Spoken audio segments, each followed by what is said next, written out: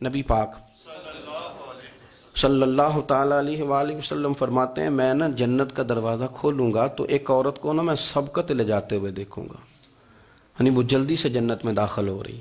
یا بعض شارحین کہتے ہیں کہ حضور داخل ہوتے ہی سب سے پہلے اس کا چہرہ دیکھیں گے.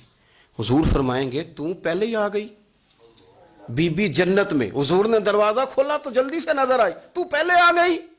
سب نے لکھا ہے کہ اس عورت کی شان یہ ہے کہ سب سے پہلے جنت میں گئی. میں نے حدیث پڑھی تو میں نے نیچے حاشیے میں لکھا، میں نے کہا میرا خیال یہ ہے کہ اس کی زیادہ شان یہ ہے کہ جنت میں اس کی سب سے پہلی ملاقات مدینے والے محبوب سے ہو گئی. یہ دیکھو کتنی بڑی شان. حضور فرمانے لگے تو کیسے پہلے ہی آ گئی، کون ہے تو وہ کہنے لگی حضور میں بیوہ ہوں، میرے بچے یتیم تھے، میں نے ان کی خاطر نہ بیٹھی رہی، میں نے نکاح نہیں کیا، میں نے ان یتیموں کی پرورش کی، بیوہ بن کے زندگی گزار دی، ان یتیموں کے لیے بیٹھی رہی. اس کو جائز ہے، یہ کر سکتی تھی، لیکن اس نے سوچا کہ میں ان کی نگہبانی یتیموں کے لیے بیٹھی رہی. آج شان یہ ہے کہ مدینے والے کے لیے جب دروازہ کھلا ہے تو اس بی بی کو بھی رب کریم نے فوراً ہی جنت عطا فرما دی. یہ سب سے پہلے گئی. میں نے دیکھی ہیں ایسی عورتیں 23 سال میں بیوہ ہوئی پر عمر بچوں کے نام کر دی. اسے پتہ تھا کہ کل کو جب یہ بڑے ہوں گے تو ان کا آنا جانا الگ سے ہو جائے گا، ان کے تعلقات اپنے ہو جائیں گے، پر یہ بیٹھی رہی. اس نے بچوں کو وقت دیا تو بچے تو کیا اس کو صلہ دیتے تھے، رب نے یہ صلہ دیا ہے کہ سب سے پہلے اسے جنت میں داخلہ عطا فرمایا. ابو داؤد شریف میں مسند امام احمد بن حنبل میں حدیث ہے، نبی پاک صلی اللہ علیہ وسلم کے چچا زاد تھے حضرت جعفر طیار، مولا علی شیر خدا کے بھائی تھے، جنگ موتا میں شہید ہو گئے. وہاں سے کوئی خبر لے کے نہیں آیا، لیکن رب خبریں دیتا ہے نا اپنے حبیب کو. اللہ غیب کے خزانوں کی کنجیاں دیتا ہے اپنے محبوب کو. نبی کریم صلی اللہ تعالیٰ علیہ وسلم نا ان کے گھر گئے. ان کی زوجہ کا نام اسماء بنت امیس تھا. حضور نے فرمایا اسماء میرے بھتیجوں کو میرے پاس لاؤ، محمد بن جعفر اور عبداللہ بن جعفر رضی اللہ تعالیٰ عنہ. بچے قریب آئے، حضور کو پتہ ہے ان کے والد شہید ہو گئے. نبی پاک نے اپنی ناک مبارک ان کے رخساروں پہ رکھے، پھر حضور نے ان کا ماتھا چوما، پھر نبی پاک صلی اللہ علیہ وسلم نے سینے سے لگایا، فرمایا حجام کو بلاؤ نا ذرا ان کے بال تراشے، کتنی بڑے ہو گئے، حجامت ہونے والے. حضور پیار کر رہے تھے، آنکھوں میں آنسو تھے، تو جناب اسماء قریب آئیں، کہنے لگے حضور میرے شوہر کی کوئی خبر آ گئی ہے؟ تو نبی پاک صلی اللہ تعالیٰ علیہ وسلم نے گردن مبارک اٹھائی تو آنکھوں میں آنسو تھے. فرمایا رب نے میرے بھائی کو شہادت کا درجہ عطا کیا ہے. فرمایا کوئی آہ و بقا نہ کرنا میرے بھائی پر، اللہ نے اسے شہادت کا درجہ دیا ہے.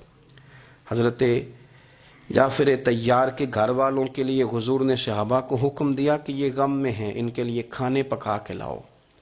پھر نبی پاک ان بچوں سے پیار کرنے لگے، فرمانے لگے یہ جو ہے نا محمد بن جعفر یہ اپنے دادا جناب ابو طالب سے ملتا جلتا ہے، اور یہ جو عبداللہ بن جعفر ہے یہ تو سارا میرے ساتھ ملتا جلتا ہے. نبی پاک صلی اللہ علیہ وسلم پیار کرتے، باتیں کرتے. حضرت اسماء رونے لگیں.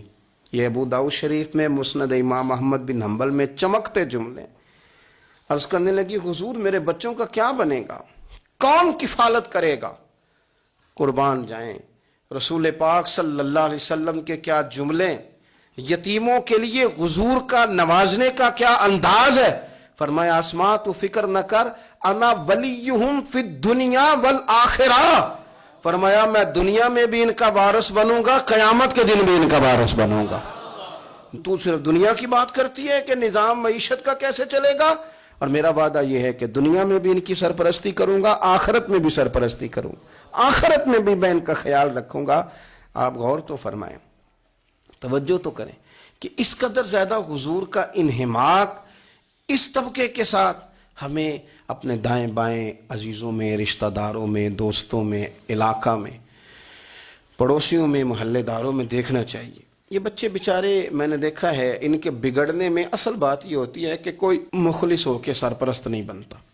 آگے بڑھیں، اپنی اپنی خدمات پیش کریں، اور جس طرح ہمارا بچہ بگڑ جائے تو ہم اس کے لیے پوری کوشش کرتے ہیں، جدوجہد کرتے ہیں، حالات، واقعات، پس منظر، پیش منظر کا جائزہ لیتے ہیں، کون سے اسباب اختیار کیے جائیں تو یہ ٹھیک ہو سکتا ہے. وہ ساری چیزیں ان کے لیے بھی ہمیں اختیار کرنی چاہیے. اور یہ بچے اگر احساس ذمہ داری پکڑ جائیں، جو وارث سے محروم ہو جاتے ہیں، یہ اگر احساس ذمہ داری پکڑ جائیں تو پھر یہ قوموں کی قیادت کرتے ہیں، پھر یہ بہت بڑے جانباز ثابت ہوتے ہیں، پھر یہ اپنے گھر گھرانے کا نہیں، یہ ملتوں کے، قوموں کے لیے مشعل راہ بنتے ہیں۔ لیکن شرط یہ ہے کہ ہم ان کے لیے اپنے دلوں کو کشادہ کریں، سینوں کو وسیع کریں۔ اللہ کریم سمجھنے کی توفیق عطا فرمائے۔